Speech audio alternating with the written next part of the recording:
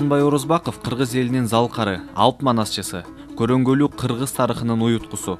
Өзү жашаган доордун, деги эле кыргыз элинин үрп адатын, каада салтын, кыргыз элинин эриктүүлүгүн, курчтугунан кабар берип, Манас эпосу аркылуу тарых беттерине өчпөс кылып жазып кеткен. Улуу манасчы өмүрүнүн көбүн эл, жер кыдырып, манас айтып, урпактар үчүн ополтоодой зор эмгек жараткан. Дал ошол залкар манасчынын кичи мекени айтылуу Кочкор өрөөнүндөгү Орманхан айылында салтанаттуу 150 жылдык мааракеси болуп өттү. Мааракеде 100дөн ашык боз үй тигилип, Кыргызстандын төрт бурчунан Сагынбайдын урпактары чогулушту. Улуу залкар манасчынын 150 жылдык мааракесине манас айтуу сынагы уюштурулуп, жалпы 17 манасчы күч сынашып, анын ичинен 4 манасчы финалга өткөн. Сынактын жыйынтыгы салтанаттуу мааракенин сахнасында өттү. Биз ушу мына улуу дүйнөнү дүңгүрөткөн улуу манас дүйнөсүн чагылдырып айтып келген Сагынбай атабыздын 150 жылдыгы болуп отурат. Ошол Сагынбай атабыздын 150 жылдыгын атайын ушу манасчыларга деп бир сынак уюштурулган. Ошол сынакта жалпы республика боюнча 17 манасчы катышып, 17 манасчынын ичинен 4 манасчы финалга дайынданып чыкты. Ал эми бүгүн ошо Сагынбай атабыздын өскөн жеринде 4 манасчы мына жалпы жумурай журттун астында өзүнүн улама айтыш кылды.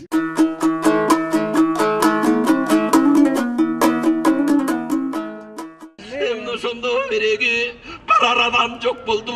Азыркысын Кыргыздан бирөө чыкпай токтолду. Ордунан кооп турарга, айтар сөзүн угарга, ушул эки жолойго эми басып чыгарга, бирөөң эми жок болуп, көкүрөгү ток болуп, так ошондо турганда катаганын эр кошой, кери кабылган күлүктүн оозун эми буруп тур. Мына ошондо жанагы олуя туган манаска эми келип туруптур. Атаң көрүү дүнүйө, шайбалдыгын шер ушу, телеге иттең ушу, атаң манас эр ушу, ушул эки кыргыздын туусу болгон эмеспи? Алышамын дегендин чуусу болгон эмеспи? Кармашамын дегендин караны болгон эмеспи? Жабыла келсе көп кыргыз ураны болгон эмеспи? Манаска кеп айтат, манасым деп айтат, айланайым манасым. Мына ошондо капырдан азыркысын караса, оңбой турган ушул жан эрен жолой чыгыптыр. Так ошондо жанагы кармашамын дегенди барын жерге жыгыптыр. Сүрүн көрүп толкуду. Мына ошондо береги бары коркуп калыптыр. Майданга келбей момундай шашып калган кез экен. Эрендердин барысы ушул жердин өзүнөн качып калган кез экен. Айланайым манасым. Так ошондо жанагы кимдин алып барабыз? Ушул эки жолойго эми кимди салабыз деп ошондо калганда Анна манас кеп айтат, батылга чыкчан эле, айланайын абаке, касиетиң бар эле, балбан тандап алсаңчы, калкаралап барсаңчы, эрен тандап алсаңчы, эл аралап барсаңчы деп ошондо калганы, айтып кебин салганы, келгин каздай баркылдап, абаң көчөй момундай, так ошондо жаркылдап, мына ошондо жанагы абаң жолго салыптыр. Азыркысын караса, андиянын алабек, так ошого барыптыр. Мына ошондо жанагы сен кандайсың балбанга, барып намыс салганга деп ошондо калганга, жолобоймун жолойго, айланайын береги, жолугаткан момундай, так ошондо капырга, мына ошондо барбайм деп, балекетте калбайм деп, шашып калган кез экен, бөдөнөдөй бүлкүлдү качып калган кез экен. Так ошондо жанагы андан жүрүп алды эле, Кашкарлыктын Казыбеке барды эле, сен кандайсың балбанга, барып намыс салганга деп ошондо калганда, азыркысын жанагы сакалына чалынып, качкан жерин көрдүңбү, акалына тантагдап, качкан жерин көрдүңбү, жолугаткан жолойго ажалы жеткен барбаса, кандай менде барат деп, кармашамын дегенди кимин жаны калат деп, шашып калган кез экен. Андан ары барганы атаң көрүү дүнүйө, алтын аал чечөкчө, айдаркан эргөкчө. Мына ошондо жанагы кер төбөлдү байлаган, кезенишкен душмандын кездесин жулуп чайнаган, ошого жете барды эле, сен кандайсың балбага, барып намыс салганга, эл намысын бек коргоп, так ошондо келмеке, ушул эки калың элген келмеке деп ошондо калганда, азыркысын караса, анда көкчө кеп айтат, жолугаткан капырга, ажалы жеткен барбаса, эрен жолой батырга, кандай менде барат деп, кармашкан менен момундай тирүү кантип калат деп, ашпышымга болгондо, эки ашпышым толгондо, улактай эңип албайбы, капталымдан капшырып, кара жерге салбайбы, тумактай кылып зыргытып, көктү көздөй ыргытып, улак кылып ойнойтку. Муну менен жанагы капырдын бары тойлойтку. Деп ошондо калганда, муну ошондо кабакен калган экен арманда. Эрен көкчө деп түсөм эбегейсиз өзүңдү. Ebilerin gökçöğe deyip düşsem, gökçöğün boyu jerge gir. Aygarangı görgök gir. Atanga sükkeni tup, evegesiz biri tup. Ta oşondo janağı, ereken жүргөнмүн. Evegesiz özüңdü, bereken dep жүргөнмүn. Harmas kılsam mımınтай, kan eken dep жүргөнмүн. Alman türlü çoğ alman, жаң eken dep жүргөнмүн. Деп oşondo janağı, awa kengurulu çolgo salıptır. Burra tartıp kalıptır. Ta oşondo janağı, andan arı varganda. Bukaray sarım var jağı, burgan çambıl beri jağı. Orta çatkal jezdegen, oylop kıtısın beri begen. Ozarıp bende jengbegen, darağı belde bir kutak. Buğda ektim muzurçak, ağan eme var dele. Sen kandaysın balmanga, barıtlamız salganda. Деп oşondo kalganda, ataң örüdüne buğda ektim muzurçak. Anna turrup деп айтап, айланайын абаке, кечегине береги, мын ошондо береги. Topurактын белинде, тозоң кылган жеринде, эр жолойду көргөнмүн, көңүлүм бөлгөнмүн, батын албай калганмын, ачымдын айда салбай, так ошондо жанагы маңдайлаша баргандай, сүрүн көргөн жолойдун, ажыгдардай түрлөнгөн, түрүн көргөн жолойдун, атаң көрүдүрүйө. Кеше буту тийген жеринери, бутатын бою жара болуп, булкушум жаткан эринерге, Bul dünya tarabalık, tağı şondu karraça, yerine suruna taratınıp, yeremetin aratınıp, bakanga yoruk buğan bara, bakırıp sürüp buğan bara, tereke yoruk buğan bara, teminip sürüp buğan bara, Kıtaydan çıkan yollarda, arbağı türlü yurtumda, oşol günden usuguna, kolda yürügen koşay var, ta koşonda karaçı, karamba koşaya vakin çıkım gelim jolaydı, anda mere aldılın andan arı kep salsan ta koşonda karaçın arıgındı, kızık tıgırı kızı başladı, elin algılı vakadam taştadın. Götey ektusu götürülse çalpınla tağuşun arraca üstün ast tumenine yüzükte bol tumenine atanı kok udine anam yurt barısın caypap get tumenine görün görünük görünmez önüne gök asgarı toz görünüp demeli kız baştaldı ta koşun aracı gök jallar arası balvandık sınanıp Atakeng manas gök jal şeri karı büt oyuna demeli turud Atakeng kara taş çıngalıp ta koşun Arrasan, Atakeng astın salla berigende, altın minşer ünlü var, arıtın salla berigende, atangdan acıdar ünlü var, ta koşondu karaçıgaran, eң ramandın ırtulu gayradan jar çakıldı var, kıldap jaynap jatkan kalayak, emin atına kanaçı indi şarpın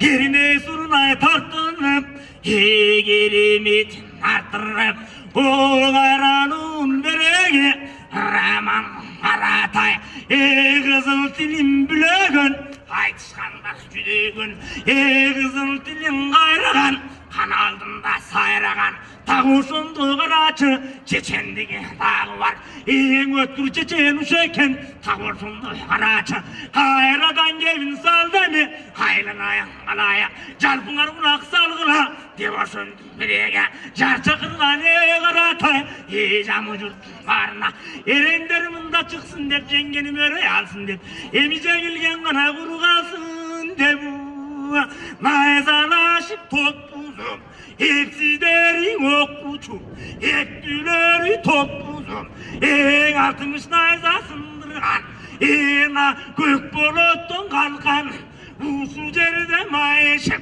Eğalı geldin aldında, Yüröktüler sayışıp, Aleşem kızık salsın dep, Tağuşunda karraçak, Atakeng'e jalaya kız jarga bak, Kara dilim gayrada, жарып жұрттың барына емі сайыштың ғана жайын сайрадың.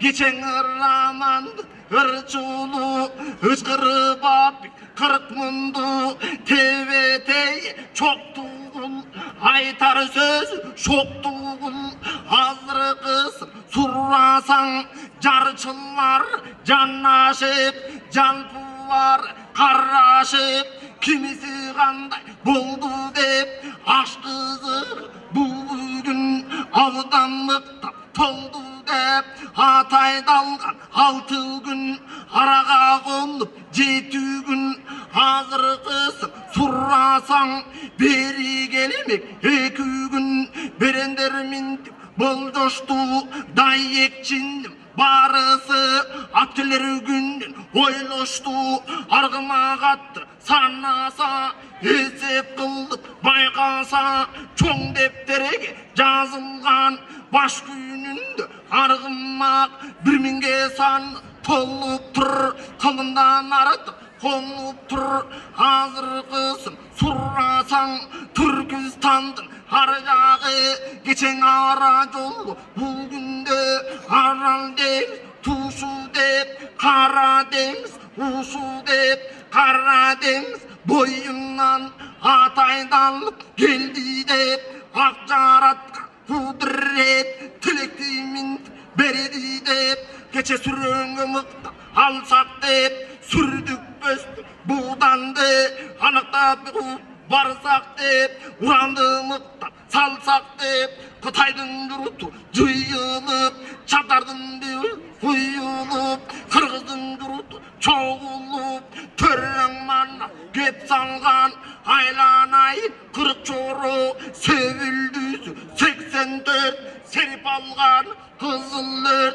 kaşında 84, karış algan canlı nört, kambıllerdir barısı, kağış ben uruşka dangıllerdir barısı, jalpınında turnasın, bekir yatıp endigip, kaygızmattı kıllasın, hazır kız jalpılla, buyruk kılla uğasın, doğul sok düngürülüp, havlanmanla bugünde jirgüç günsüp, güngürülüp, özün görgü çorrağa, jaşıllige kurvaldaş, yaş günden öskü jorroğu, katı buyrup, kul demi geçe gitsin, surrasan, atın yolun boldu dep, askerleri günüm 2 gün, şaşkelik yoldu boldu dep, beşimge yakın geçinde, 5-50 gün geçinde, ardıma katta geldet dep, cengenderdi özüne baş pay gelir, artıkça sanülü vay verir dep, gece tay tuya kuydurgan, al altın düğünü sargılıp, yekürü göçtü margılıp, min baytaldı baylatıp, geçe gitsin cayna cannağı, atça kanada barısı, butuday göz caynatıp, hatım men çıksa dep, tilleğimdi bugünde, yaratan egem huksa dep, hazır kızım bilsenip, gevriler demdenip, özün görgün kalayıp, anlamanda turup dur, jarçının aytkan evine, oşonda janşanı velen kulağa türüp turuy.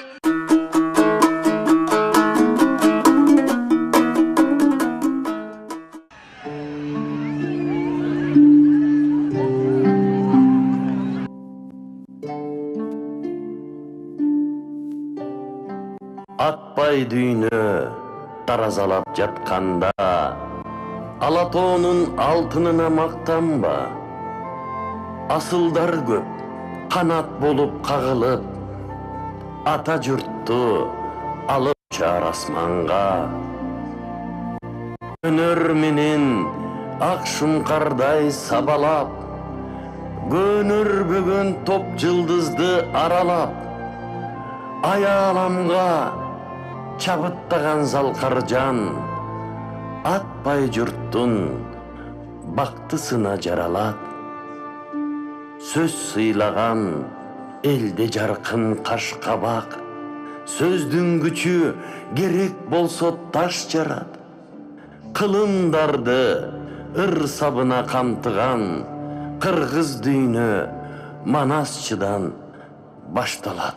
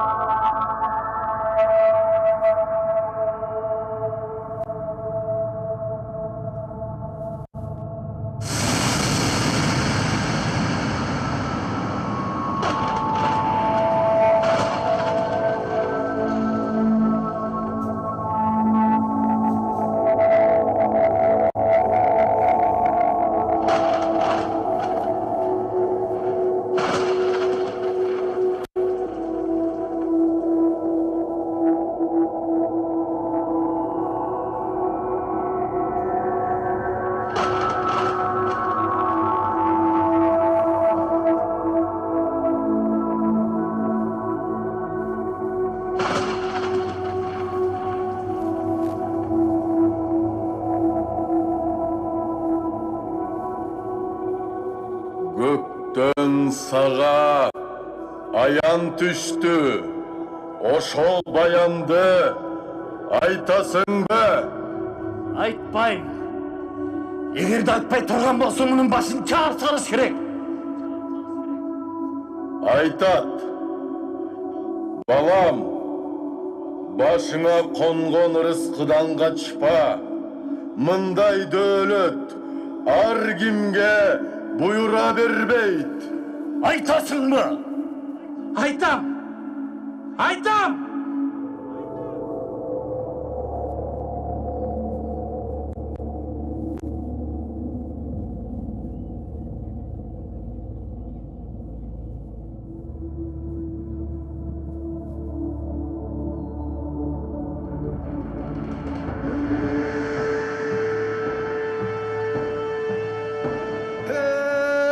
Алай дүлөй бул дүйнө адегендең от болуп, ал осы өрттөп булутту асказоолор чок болуп, жалпыга түшүп иш чайнап, жанаттуу деген жок болуп, күн күркүрөп bir күн эмес миң түнү, чамгыр менен коштолгон 70 катар сел болуп, жердин бети коштолгон, толкуп ташы ошол суу, топон суу болуп топтолгон, көк деңиз болуп толкуган, антсе да кайдан жай болду, коо бузулуп сай болду, аст үстүнөн айланып, сай бузулуп тоо болду, тоо бузулуп коо болду, аты калы өзү жок арганча деңиз жоголду, калдайып жаткан кара жер кайсы гана жери соо болду. Hey, ошол күндөн ушул күн деңиз кургап чөл болду, чөл бузулуп көл болду, түбүнөн бери өзгөрүп, түз бузулуп төр болду, чокусу көктө тиреген, зоо бузулуп саз болду, сан жылдыздай өрөттү, санжыралуу шереттү, негизи калы өзү жок, нечен түркүнөн өттү. Hey, кыргыз болгону кыргыза кыргону, бабалардан не калды, урпактардан эмне алды, кызыгы калып дүйнөдөн кызыл тилекен эң алды, санжыра кимди санаттай, саңгылымды барактай, көкөлөтү өз элин көтөрүп учкан канаттай, багыңа калса буйруп бабалардан тугунуп, башканы коюп манастай.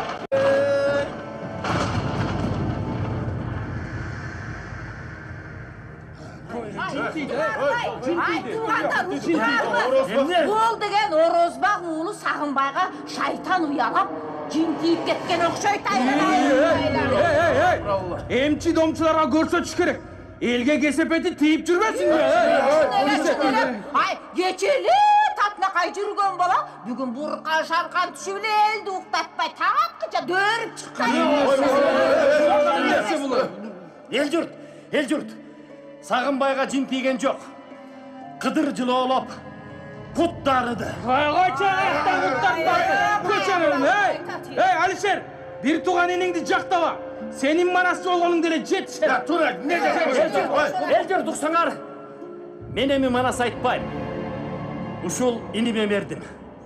Мага караганда жан дилинен төгүлүп жакшы айтат экен. Сағынбайға ақ батаңызды беріңіз. Нармантай ата. Еп, бозылам балам Сағынбай, бұрын дұрға бағынбай, аппақ бейлі өткінің мынау Алатауының қарындай. Өнердің өткен ұста бол, еліңе жеткен нұсқа бол, қызыл тілің чарчабасында қырғыздың көтер мартабасын. Ер жігітке дем бергенін, ел жерімде білек тұрсын, қылыштай мана айтсаң, 40 чородайым сүреп жүрсін. Амандық болып жолдошың, айкөл манас қолдосын, жайып қолым бақаятаң, жақшылыққа жолдосын, саймалап жерді сапарың, алысқа кетіп атағың, талпындырып биіке, тазы тейсен батанын. Амин!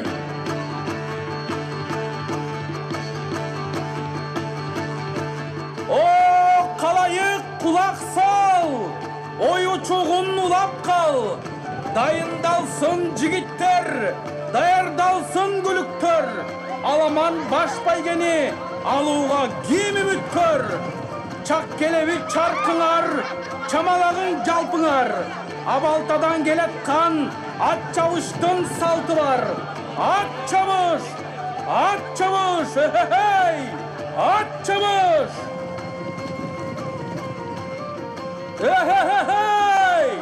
Өрт болып көзі жанған бар, өзгөндөн келген балбан бар. Бура тартсаң еңілбейт, бұлчуңы чойын темірдей. Епчілекен ерекен, еч адамға жеңілбей. Бұл құшам деп қамданды, буға түтчі жан бар бі? Ей, шұмқар оқшап көктөгі, шоқшырылы өткені, елдің бүйірін қызытып, ер ойыны көкбөрі. Азамат қырғыз баласы арғымақ болып қанаты, еңі алған ұлақты ептілігін қарачы.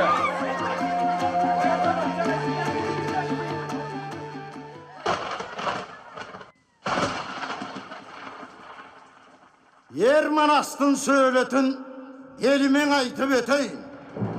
Сайғандан айса тешпеген кереметті дағы бар, чапқанда қылғыз кеспеген кереметті дағы бар.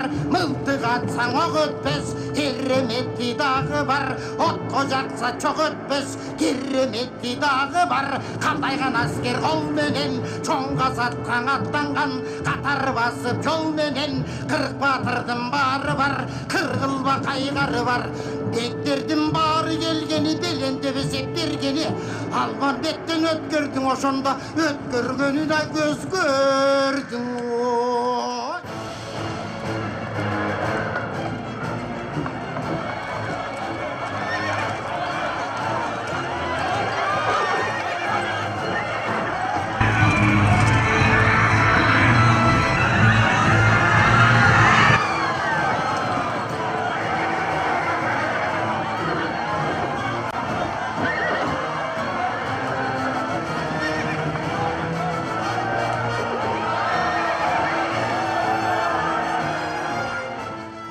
Тоқта тазбайма. Онға жетпей 9 болып, бір жокерің кеміп қалып тұрға. Ой, білбейм. Есеуім бойынша ешкім қачқан жоқ. Өз орнында болчу бар елі. Тәртіп болбосо, аскер тарап кетпейбі. Оңбашы қатары сен жооп бересің. Қайдасыңар, жігіттер.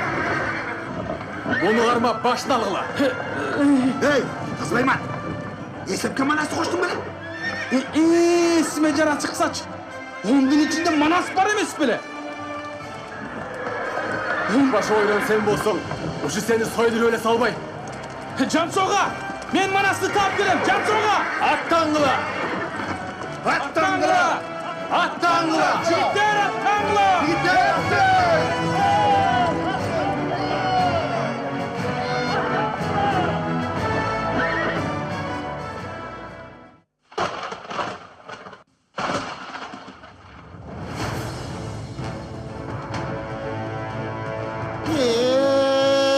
Атаңның көрің ер манас, дүрмөтүн барың анықтыр, дүмөтү жоғы салыптыр, мансабы жоқ қоңырға, маңдайлашып қалыптыр, томығы тартқан бүркіттей, жылмай батыр алыптыр, қаптың кебер жетейдеп, айбалқаным детейдеп, арса манас батыры, шілдеген айсан ақыры, қалма бері қашына, қақ күректің башына, асабасын жайғанда, айқырып түрі сайғанда, лайсы төшке тақ етті, чарайлаға чақ етті. Алаптаған қоң түрі нардай болған қараттан, осында соғырға ғана башы шалқы етті.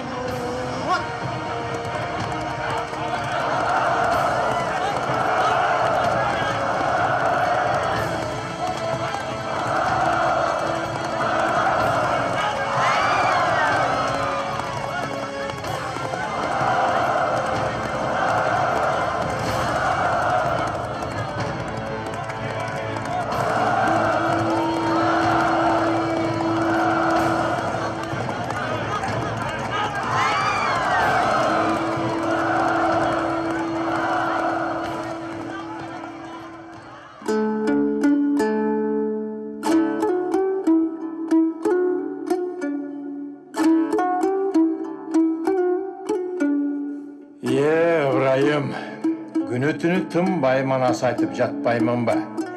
Жанарақ құш ұйқы салғанымда Айкөл манас келіп, аян беріп кетті. Мен аны жетке сүретті бей қалыпмын. Осол жерін қайра оңдап жаз. Қантип? Мына моментип. Алтын менен күмүштүн ширөөсүнөн бүткөндөй, асман менен жериңдин тирөөсүнөн бүткөндөй, айың менен күнүңдүн бирөөсүнөн бүткөндөй, 70 кабат кара жер жерлигинен түткөндөй. Ай, имде деген керемет саптар. Саке, айтыңызшы, мен мына 4 жылдан бері жаныңыздан шықпай жүріп, 180.378 сап ыр жазыппын. Манастың дағы қаншасы қалды? Ыбырайым, бізден жазғаныбыз алдағы сен қармап тұрған кеседегі қымыздай еле.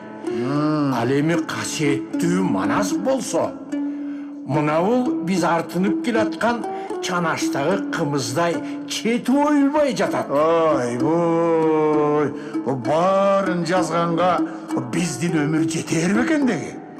Саке, мақұл көрсеңіз, Ташкентке барып жаздырбайлы. Шақырып атшы.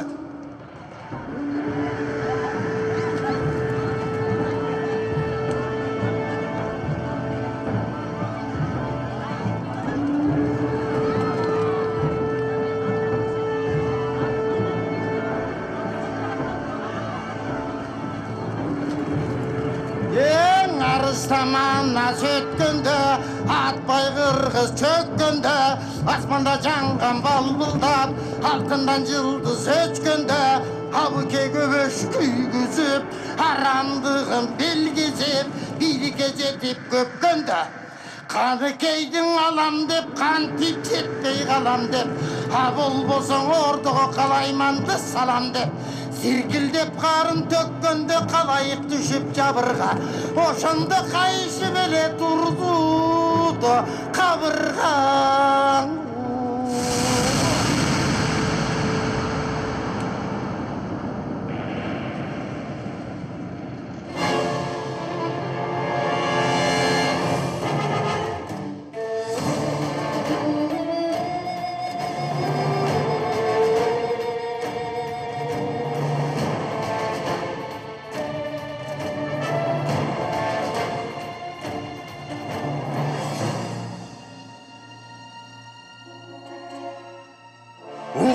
Қарабет, жуучу жіберсек, қайры өзіне асылып, қанжар ұрыпсың ғой дағысына матырып. Бұл ойыныңғы чыныңды, айт сырыңды. Батырдың ашын өткөрбей тұрып, башымдан қарамды жұлып. Айт қылач, бұл емне деген қылық. Қарасаң, судан таза болғысы келеді. Бізді чанып, ортаға біреулерді салып, кімге тейгені жүресің барып. Мұның ар жақшы кеп емес. арбағын аттап манастын күйеуге түйчүмен емес. Хауқ қыңар кел салығын ала жіпті аттаба сақыреттік жарымын. Жеңе, айтқанды жаман албағын. Сені текечінің ханына кетет деп құлағыбыз шалғанын біз сыйлап келіп тұрауыз. Ағауыздың арбағын. Арбақ? Арбақты озам ба? Арбақты сыйлағаныңар шол бұ. Екең тең қолымда баладай болып, татпадыңар біле тұзымды. Ошол тұз ошол арбақтың ұрып кетіп жүрбесін құсыры. Тұз дегідей. Қайсы тұзың кетті кен қорап? Арбақ разы болса саға емес, бізге разы болады. Егер шенбесеңер, мен даярмын өзімді құрмандыққа чалуға. Адүйіне кеткен манастың арқасынан баруға.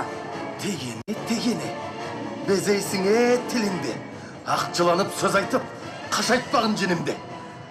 Емне дейін, мен болған күнде дейнеңер қайны болып алған тұрбайсыңар ба? Сілер еме сөз ұқмақ біледір. Тат тіліңде, қара бет, қаяша қылып дағылы, қаш көйлігі қалалек, қайным демей балам дейт, қашан саға балалек.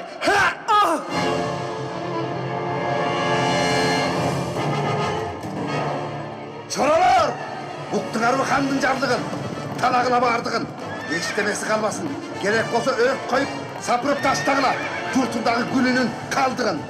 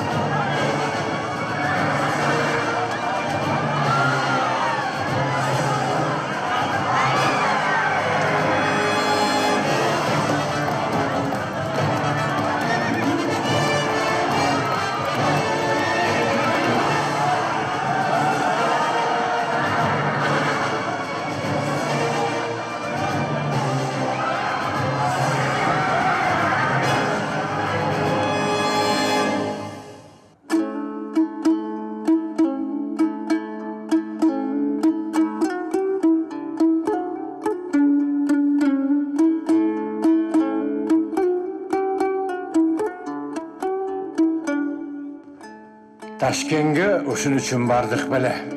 Өзүбүздүн эле чоңдору пан исламисттик, пан түркүстүк деп сынга алып бизден манасты жактырбай койду го.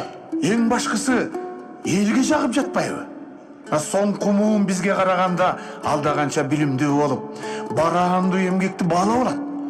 Ошондо сиз атпай журтка дөң болуп, туулган күнүңүздү туу көтөрүп, ар дайым шаан шөкөт менен белгилеп турушат. Муну өз башыңыздагы беркиңизде көрүңүз саке. Кайдан? Бара-бара манастыда өздөрүнө ылайыктап, бу чоңдоруң бурмалап алабы деп корком. Кой, элге кайталы. Атаңдын көрү дүнүйө.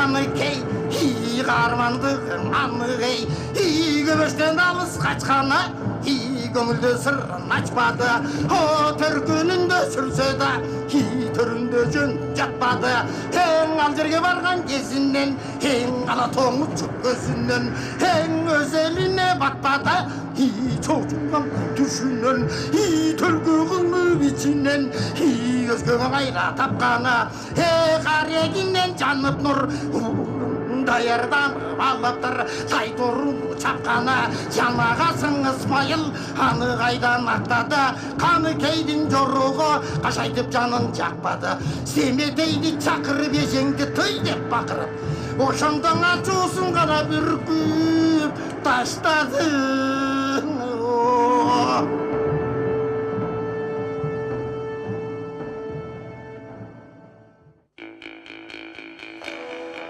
Çakırıp sata.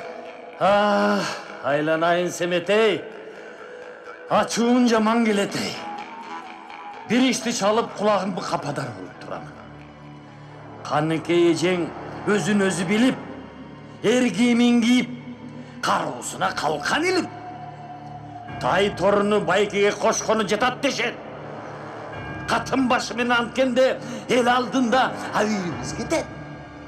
Karıgan tay torusu eşeği vatta kalsa, kalın el katkırık salsa, mazak bolmazko argavız kanca. Çülüktüğü oldu geriniz. Hem ne kız gerek buyruk veriniz. Balvanlar dalasın, ecekene varasın. At çabarı çın bolsa, attın kardın yarasın. Erkek giyimin giyinbey, kayra giysin karasın. Eğer dilin albasa, başın kıya çavasın. Ceray tata, Ceray!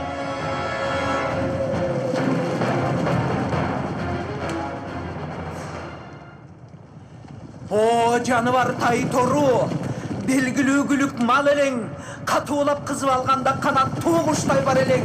Uyat kılbay özümdü, uğa görgün sözümdü, alıp bayge bere gör, açuu jaş kılbay gözümdü. Eceke, eldin saltın eski albay ergeyimin giyipsiz. Başınız tağıranı çekip, aytınızçı, bulganday joruk. Hazır barıp karanızdı kayra giyesiz. Eger alpey degensiz, eş nerseye karabay, başınızdı kıya çoğamaz. Semetey, çapsan çap sal başımdı, men tölgö kılıp çaptım atımdı. Demek aytkan sözgö gömböy degensin de. Ölgüçe namızarımdan geçtim bağrına. Semetey, antip karın albağın, arbağı güçtüğü Hanjezden manastın sıyla arbağın.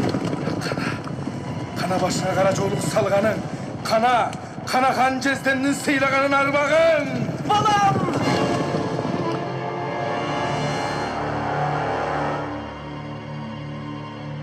Balam? Balam. Oba balam.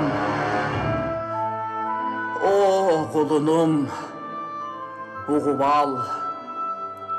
Ekenengdin içinde tolup jatkan muңu бар. Hargın kırgız aralaş, eldin jayın bilip al. Jılgındu keng kol keng talas, jerdin jayın bilip al. Senin jerin Kırgızda, otormaldan жылқы көп, oğlukkandan tınçı көп, жашығынан құрчы көп, жан жырғатқан ырчы көп. Тереке туған құштары, темініп тұрат ұчқаны, қайынға туған құштары, қамынып тұрат ұчқаны, бұл бақта сайраса, мұңды кеші шыққысыз, тотығыш талда үн салса, күйіттүү кеші шыққысыз, алмасы гүлдеп açылған, жеміші жерге чачылған, арға жоқ келген болчубуз, құлыным жергебіз талас асылдан. Қағылайын құлыным, қалқыңдың жайын айтайын. Ақ сақалын жай қалтып, қалың жұртқа салт айтып, сыпатын бұзбай нарқ айтып, көксілесін құндыз бөрік чалдары соның қырғыздың. Бейқұт болып жайлаған, белдемчісін байлаған, қыңылдаған балдарға қымыз менен чай беріп қыңырыла айланған кемпірі соның қырғыздың. Арғын қырғыз жерінде, оқсадағы белінде, арғытып атқа чабышқан, айғашқан, жоғы салышқан жігіте батыр қырғыздың. Үрүдө үйін оңдошкон, көчкөндө төсүн комдошкон, кызылдан кийип күрмөнү, кыр калай түйүп түймөнү, келишкен чачпак кең соору, кулунун келини сонун кыргыздын. Жаш кайыңдай буралган, тал чыбыктай суналган, жарагын алса жарашкан, кулаштап чачын тарашкан, ак калпактуу кызыл чок алганына жарашкан, кыргый мүчө кымча бел кулунун кыздары сонун кыргыздын. Телегейи теп-тегиз жери сонун кыргыздын, өзөгүн берген өз десе кулунун эли сонун кыргыздын. Сенин жериң талас, атаң Манас балам, Манас. Эне кабайым, эне. Кылыштан калган кыягым, кымбаттан калган чырагым, найзага сайган желегим, айкөлдөн калган белегим, балам, семетейим.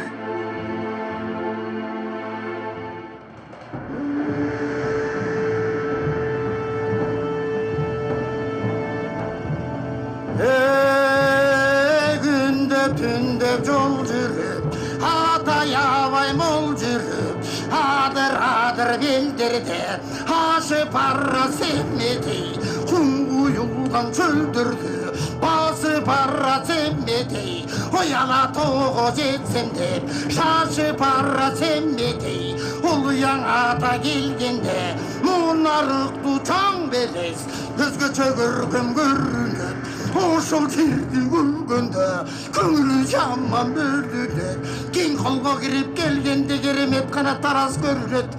Чыдай албай жетимдин о журтум көзүнөн ана жашы төгүлөт.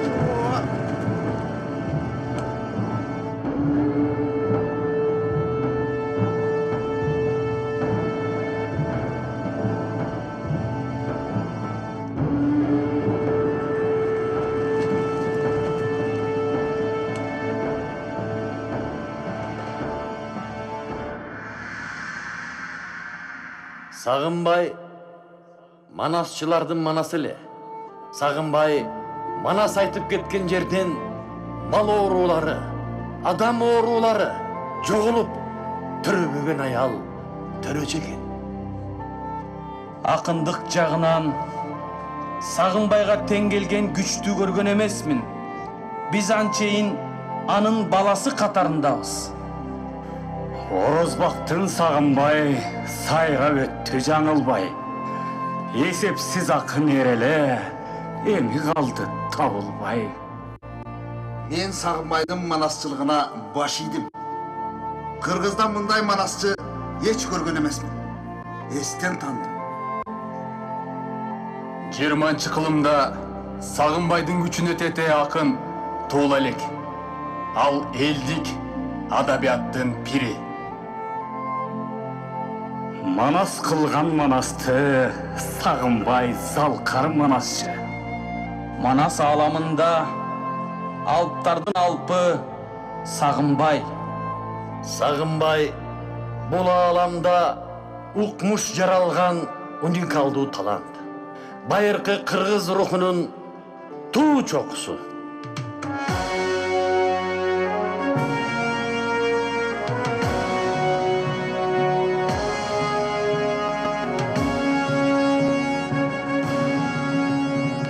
Көнөрбөгөн жан дүйнөнүн шамындай, көкүрөктө жанып турса жалындай, көкөлөгөн көнү кыргыз сыймыгы Орозбак уулу Сағынбай.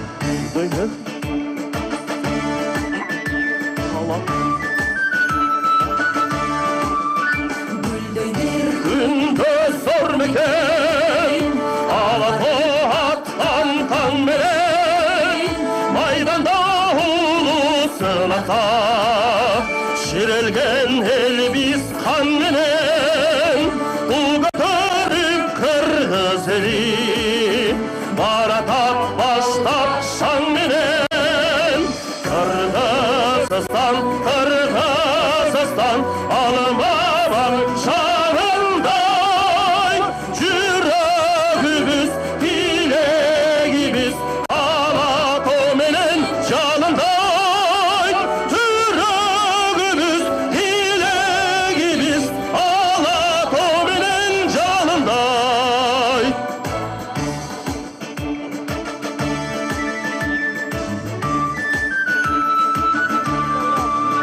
Турағын ұйық кең мекен, еркіндік алдың еңсеген, ынтымақ достық ширелік, күш қуат берет елге тең, барабыз алға тайманбай, Манас басқан жол менен.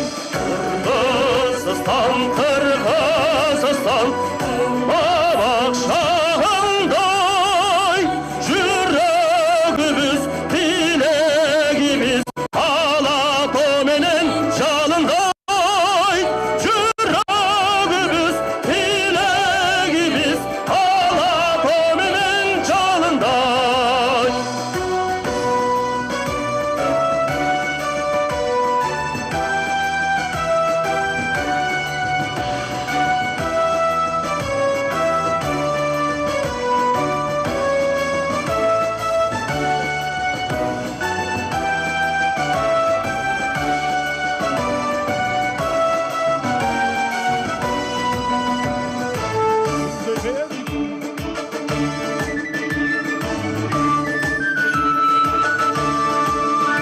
Гүлдер күнді зор мекен, Алатау атқан таңменен, Майданда ұлысын ата, шірелген ел біз қанменен, ту көтеріп қырғыз елін, баратап баштап шаңменен. Қырғызстан, Қырғызстан, алма-бақ шағындай, жүрегіміз, тілегіміз, Алатау менен жалындай. Жүрегіміз, тілегіміз, Алатау менен жалындай. Жүрегіміз, тілегіміз, Алатау менен жалындай.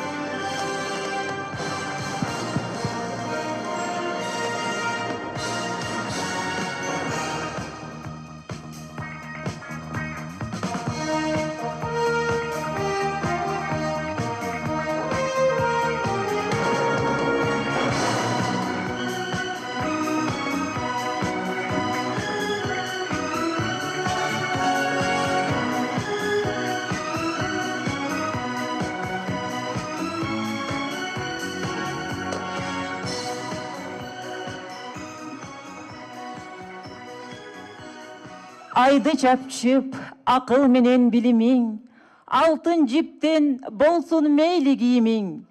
Айткылачы, кагылайын калайык, Алатоодон барбы ашкан биигиң. Зоболомду дүйнө жүзү көрсө деп, обологон желеги бар өлкө көп. Көктөй турган калың элдин кадырын, көнөрбөгөн өнөр менен өлчөнөт. Кымыз ичип, чүйгүн болуп жегениң, кыл чокуда желбиресин желегиң. Ырым кылып, айтчы гана кутпан журт, ысык көлдөн барбы ашкан тереңиң. İlim bilim çet jakada jamırap, bizdikinen büyük toğlar tavılat. Karap körsök ar bir eldin tarıхын, kaytalangız talant menen taanılat. Kaytalangız talant, Manas ağlamındağı alptardın alpı, Sağınbay Orozbak oğlunun 150 yıllık marekesine arnalgan açılış sözün Kırgız Respublikasının ökmetinin Narın oblastındağı ıygarım hukuktu ökülü Kayıpov Amanbay Kayıpovичке veririz.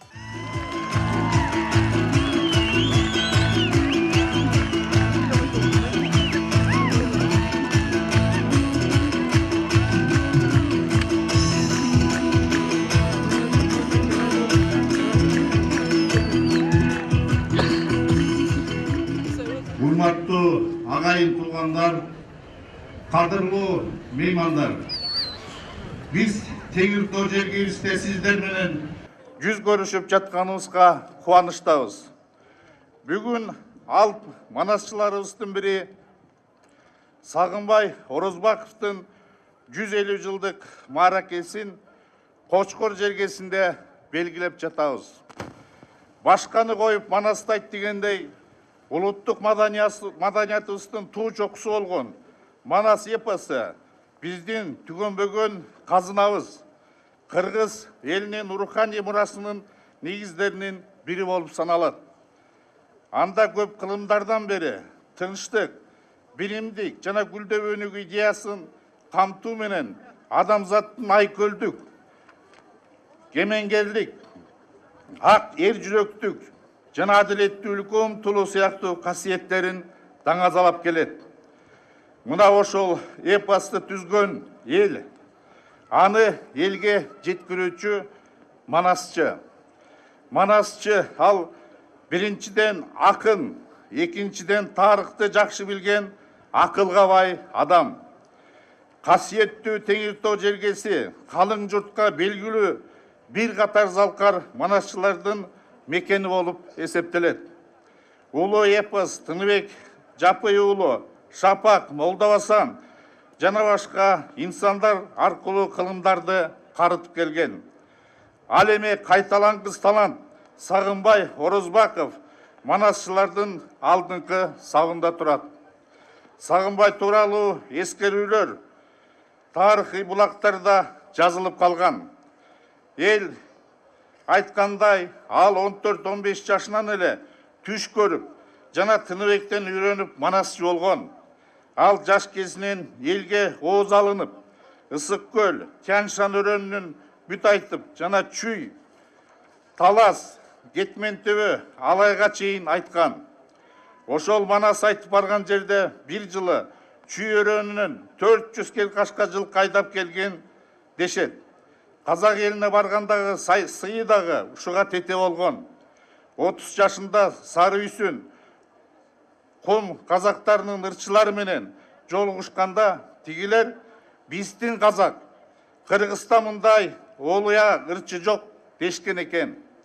Элдин арасында анын образы мындай айтылат: жазы маңдай, жалын көз, бетинен ырыс тамган, ырына ооз ачкандан тең келбеген, жайкалган кара сакал, кара мурут, ак көңүл, кичи пейил, салаваттуу, чексиз адамгерчиликтүү Кыргызда чанда туулган бир адам эле.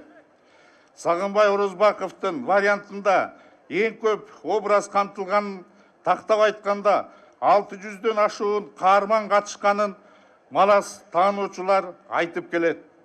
Манасчыда жазылып алынган тексттер көркөмдүүлүгү жана көлөмдүүлүгү боюнча алдыңкы ордунда туруп, эпостун окуяларын баштан аяк толук кеңири баяндаган илимге белгилүү биринчи факты деп тарыхый булактарда жазылган. Акын Алыкул Осмонов Сагынбай тууралуу мындай деп жазганы бар: Сагынбайдын сөздөрү башкалардыкынан бөлүнүп турат. Сағынбайды оқып тұрып, башқалардыкына келгенде 4 қатар үйден 1 қатар үйге түшкөндөй ылдыйлап түшөсүң. Сағынбай өз дорунун бардык улуу кишилери менен байланыштуу болгон жана өз заманын жакшы тааный билген. Кыргыздын улуу акыны Токтогул менен Кетмен төбөдө кезигишкенде bir күн, bir түн тынбай айтыптыр. Ошондо Токтогул Кыргызстан мындай манасчыны эч көргөн эмесмин. Эстен тандым деп Сагынбайга баш ийген экен. Манасчылар жана жазып калтырган инсандар аркылуу ушул күнгө жеткен эпос Кыргыз элинин гана эмес, бүткүл адамзаттын руханий жана тарыхый маданий казынасы. Бүгүн дагы бир ирет маданий мурасыбызды даңазалап, эл журтка ошондой эле жаш муундарга тааныштыруу максатын көздөп жатабыз. Урматтуу мекендештер, сиздерди дагы бир жолу майрамыңыздар менен чын жүрөктөн куттуктайм.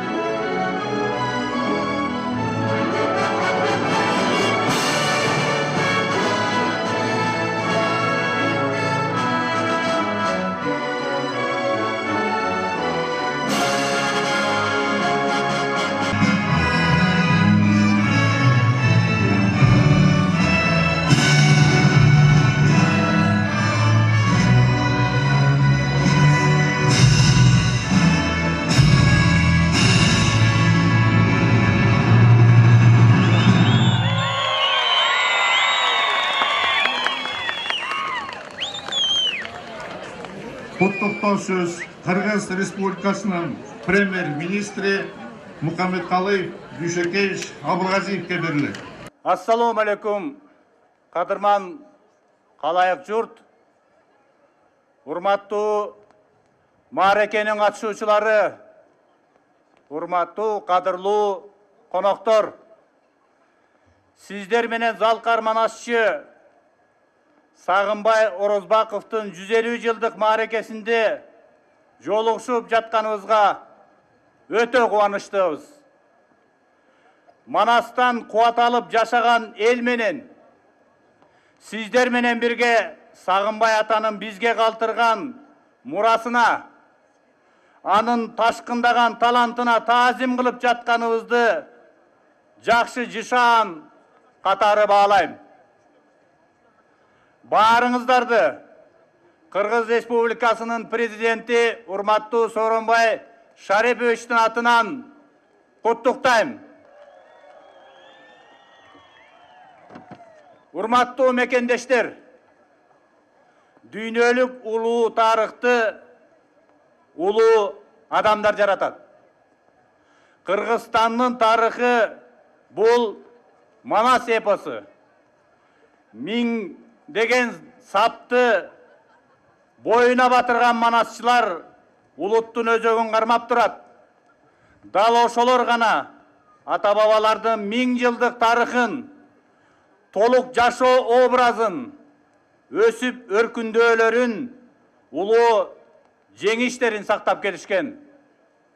Манасчылардын аркасынан Кыргыз элинин жашоосунун руханий байлыгы, Манас эпосу, азыркы цивилизациялуу адамзаттын эң бир баалуу, кереметтүү мурасына айланып олтурат.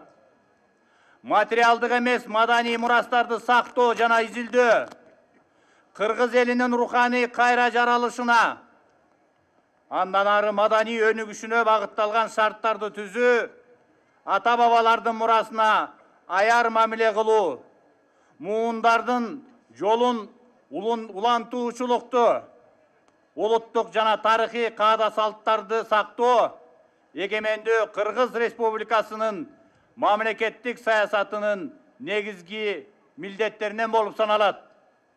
Бул багытта 1995 жылы Манас эпосунун 1000 жылдыгын бүт дүйнөгө дүңгүрөтө белгилеп, Таласта Манас Ордо этнографиялык тарыхый комплекс ачылып, ал жерден Манастын керемет касиети уюп, нечендеген манасчылар чыгууда. 2011 жылы Манас эпосу жөнүндө Кыргыз Республикасынын мыйзамы кабыл алынды.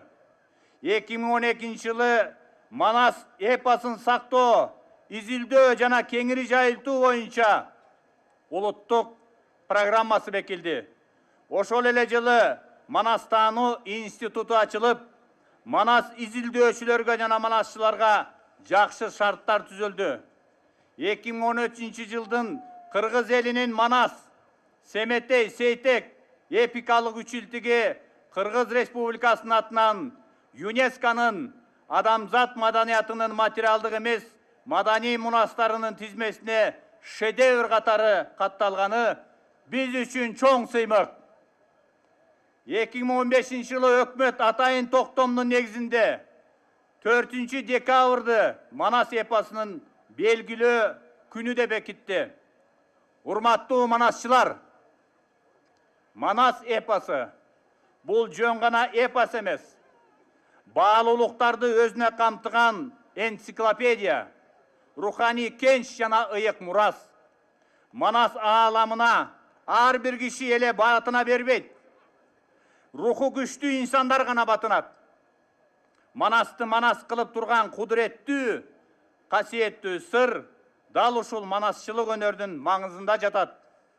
Манасты манасчынын жанынан уккан адамга улуттук рух, Манас атабыздын аурасы ачылат. Манас айтуу жараткандан берилген өнөр, талант, сыйкырдуу күч. Дээринде бар куйма кулак адамдар көкүрөгүндө сактап, бул өнөрдү багуу менен өздөрү да түбөлүктүүлүккө жеткен. Манасчылар туурары айтылган аңыз кептер өздөрү айткан Манастай түбөлүк жашай берет. Манас дүйнөсү океан. Ошол океанда куюлган дайранын эң туу булактары Сагынбай менен Саякбай манасчылар. Улуу эпостун уникалдуу айтуучуларынын бири Сагынбай Орозбак оолу өз мезгилинин алыптарынын арасында жылдыздай болуп жаркырап жанып турат. Эжелкинин жомогу эстесе келер оролу, 50 жылда эл жаңы, 100 жылда болуп жер жаңы, бабаңардан уруктап, биз экенбиз бер жагы. Эрендерден калган сөз, энчи кылып алган сөз, чечендерди черткен сөз, бечелдерди чеккен сөз, кызыл бороңгыр менен, кыйкырык чоо сүр менен, сүрдүкпөгөн тил менен, кырдыкпаган үн менен, баласына атасы энчи кылып берген сөз, жайнап түшсө мөндүрдөй, жалпы журтун терген сөз. Андай болсо калайык, эми муну таштайлы, Айкөлүңдүн өзүнүн жомогунан баштайлы деп, биздин заманга Манастын чып-чыргасын коротпой өткөрүп берген залкар манасчы Сагынбай Орозбак уулуна 1000 алкыш.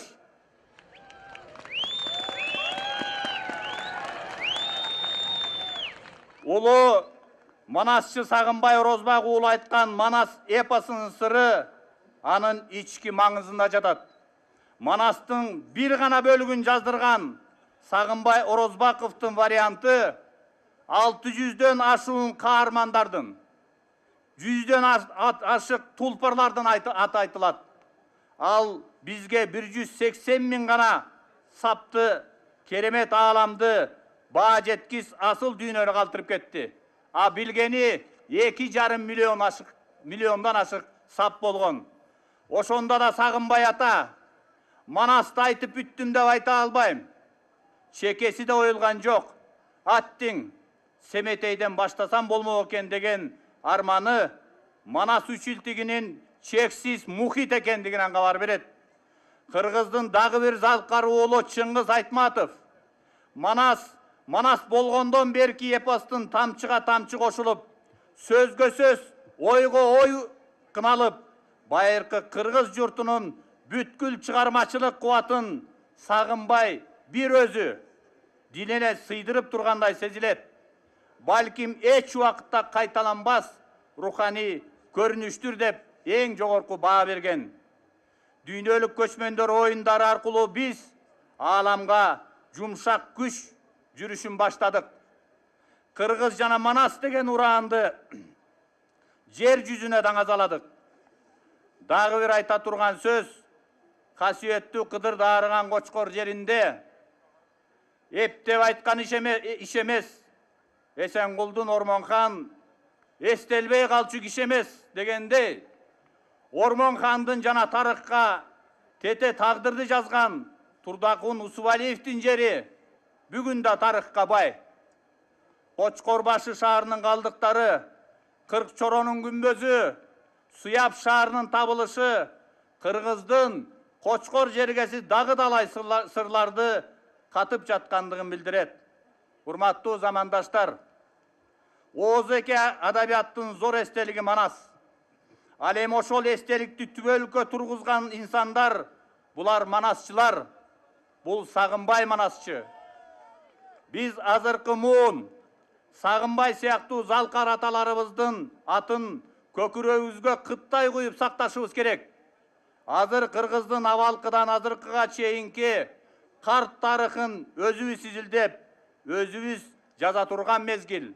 Чыңгыз ата даңктаса, манасчылар жер дүңгүрөтүп айтып турса, элибиз түгөнгөн сайын түтөп, түбүнөн бери күчөп, үзүлгөнү уланып, чачылганы жыйналып, кылымдардын кыйырында түбөлүккө жашай берет. Манаста ураан чакырган элибиздин жана Манас бабабыздын ак куласынын, Каныкейнебиздин Тайторусунун, Семетейдин Тайбуурулунун дүбүртү кылымдарды карыта берет. Жаратканыбыз кадырман элибизге ынтымак, кутман жерибизге тынчтык, береке молчулук берсин. Ар бирибиздин жүрөгүбүздө Манас атабыздын айкөлдүгү жашасын. Улуу Манасчы Сагынбай атабыздын арбагы ыраазы болсун. Рахмат, Мухаммедкалый Дүйшекеевич. Андемесе 30 манасчынын ичинен сорулуп чыгып байгелүү орунга ээ болгон 3-чү орундагы байгенин ээси Азиз Беймырза уулу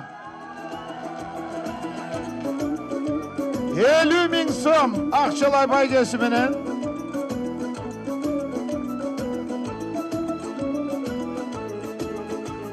экинчи орунда байгелүү орунду жеңип алган Нурбек Талантбеков 100.000 сом байгелүү акчасы менен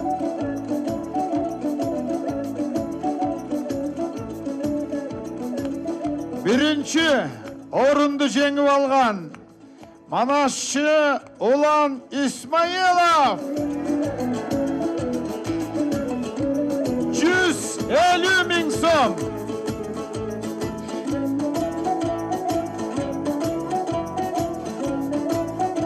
Сагынбай Орозбаковдун 150 жылдыгында Манас айтып баш байгени жеңип алган Манасчы Дөөлөт Сыдыков 300.000 сом.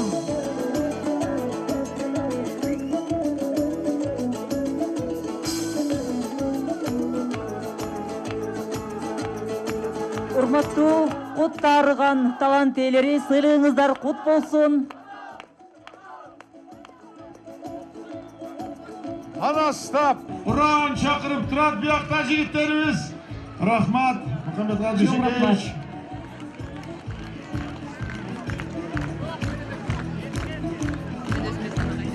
Урматтуу замандаштар, азыр Сагынбай атабыздын 150 жылдыгына арналган чоң концертибизди баштамакчыбыз. Кыргыз Республикасынын эл артисти Саламат Садыкова.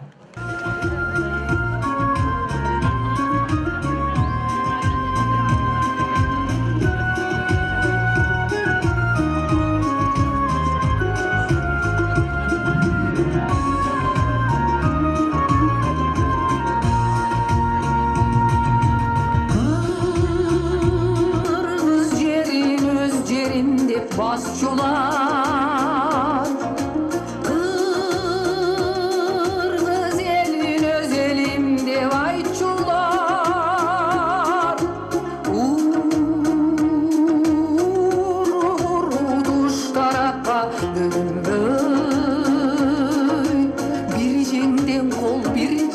жақтан баш шығар.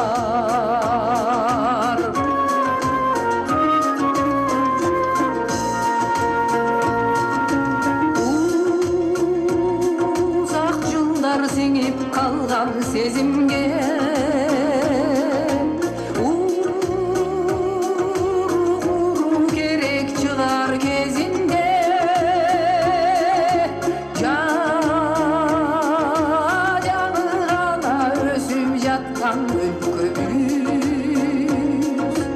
Өз балаңдай дайым тұрсын есіңде.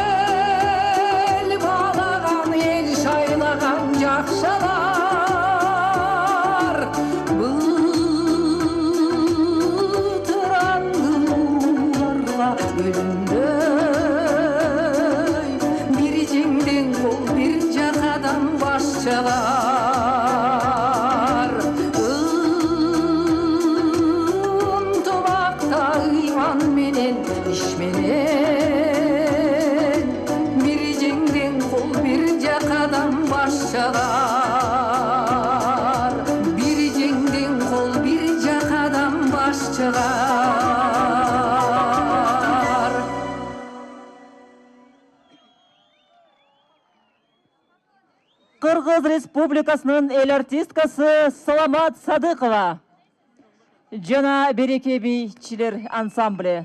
Чоң рахмат.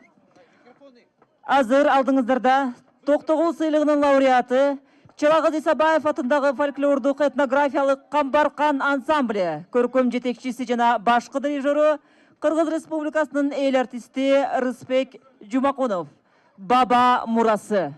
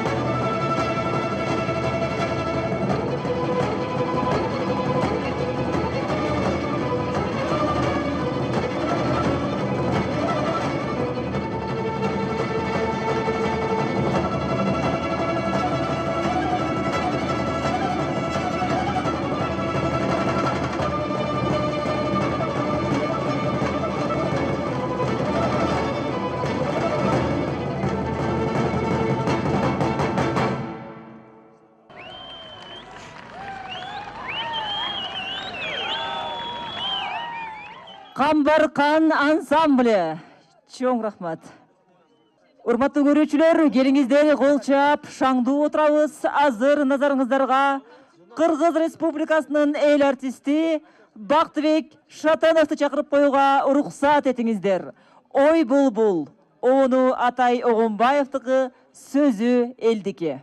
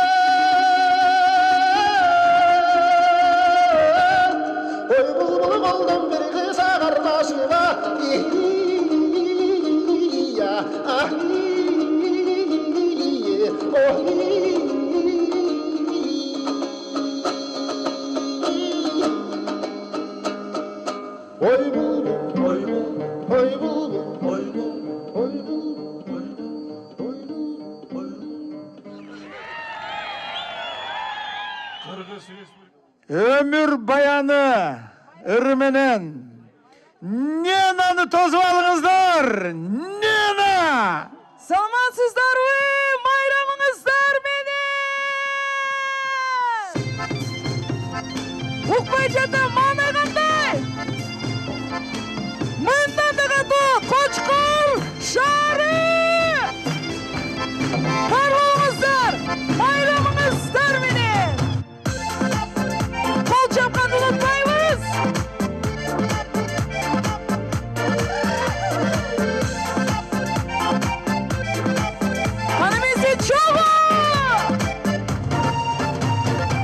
Кара чилча шоккандайым, кайгысыз тунук ардайым.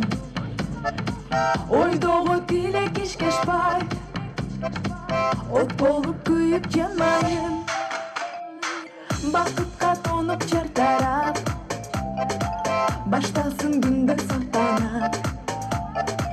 Наристе жылмаюусунан бетилик шаттык байкалат. Жакырып сүйүү таңдары, жансын шамдары. Өкүндөй берсин ардайым, өмүр майрамы дайым.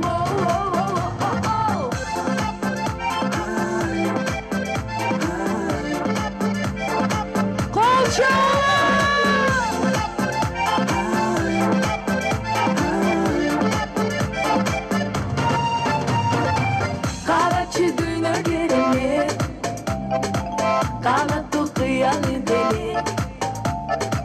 Адамдын көнү мындайда, ак булут менен тең элек. Жакырып сүйүү таңдары, жансын шамдары. Өкүндөй берсин ардайым, өмүр майрамы дайым. Кочкор шаары тургундары барбызбы? Байрамыңыздар менен! Кол чалып!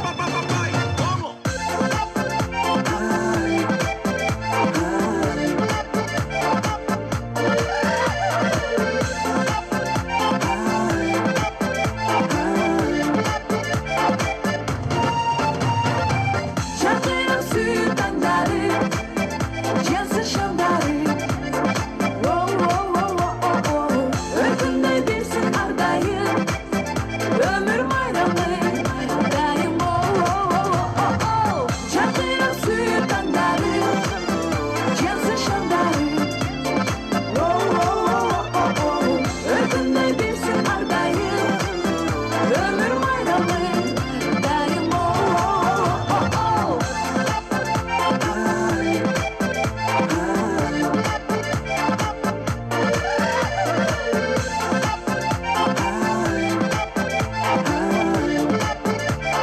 Чоң рахмат, бар болуңуздар!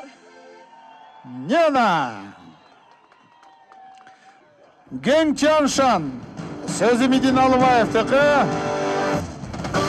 Акбата, атқарушы Кубаныч Сатаев.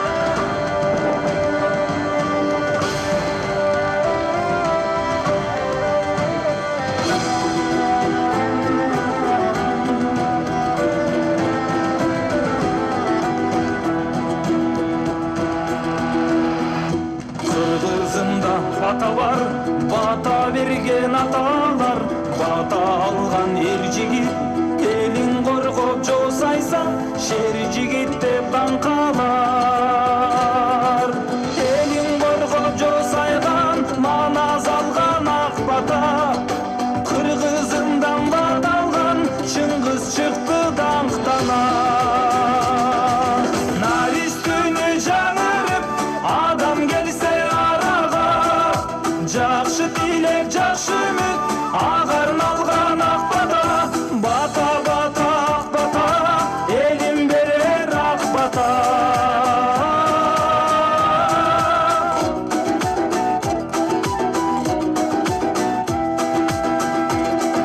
Жаңгырдан жер көгөргөндөй, батадан эл көгөрдү. Бата алган кыз келин, көшөгөсү көгөрүп, эр азамат төрөлдү. Элим журтум уккула, кыргызымда той мына. Улактатмай, атшатмай, эр жигиттер чыккыла. Кошой атам кел мага, колдо батаң бер мага. Бакай атам кел мага, не бириге той бердик, ак батаңды бер мага.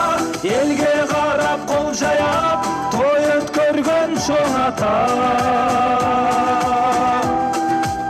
Барыңыздар менен урматтуу кочкорлуктар, кол чалып турабыз. Чоң рахмат. Сагынбай атабыздын тойу куту болсун. чабып келиңиздер. Ап баракелде.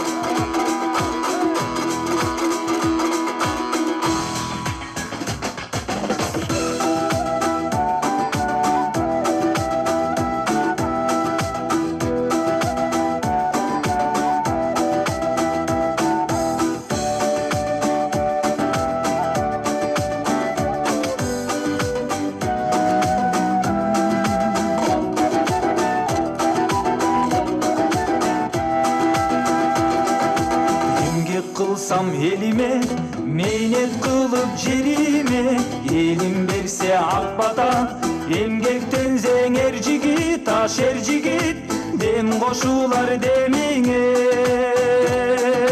Elcer üçün can bergen, çolpon dayga, düşon kulgan akbatada, aylanayın akbata. Kırgızımdın batası, Çıngızımdın atağı. Manazadan gel mağa, güç kuvvatlı ver mağa. Bakayadan gel mağa, aksakalın jay kalkıp, akbatandı der mağa. Bata bata akbata, elim verer akbata. Oy akbata.